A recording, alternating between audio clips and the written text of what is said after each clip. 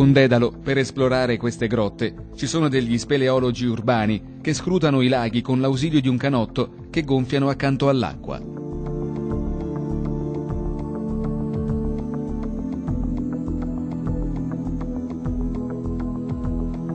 La grotta, scavata nei banchi calcarei della collina di Buoncammino, affonda in un passato alquanto remoto. Forse i cartaginesi la utilizzarono per l'estrazione dei blocchi di roccia. Il sito mostra evidenti segni dell'attività estrattiva. Vocazione ripetuta anche dalle popolazioni che per lunghi secoli dominarono la città e in seguito la fortificarono. Il lago è imponente, profondo fino a 4 metri. Nasconde l'accesso di una camera sotterranea, forse costruita durante l'ultimo conflitto mondiale, quando le grotte della zona ospitarono i rifugiati.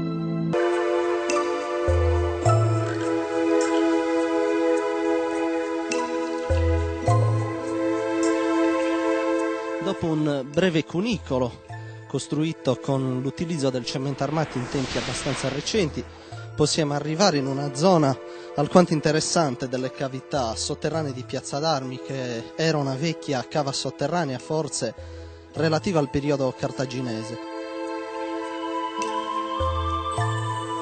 Anche se completamente nascosta nel sottosuolo, la grotta o cavità della frana è uno degli ambienti sotterranei cittadini di maggiore interesse, che deve la sua notorietà ai numerosi crolli legati alla sua presenza e generati ripetutamente, a distanza di anni, in Piazza d'Armi e nel circondario.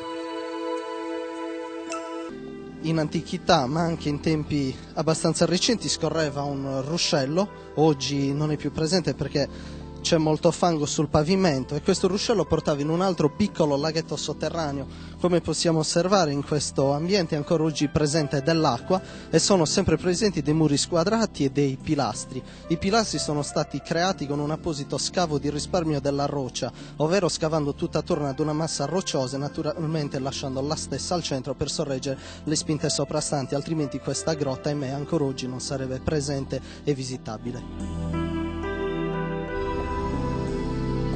Un pilastro sagomato nel tufo affonda nell'acqua del livello inferiore della grotta, il più vasto, che trasforma la cavità in un lago sotterraneo a circa 10 metri di profondità sotto il piano stradale di via Ismirrionis.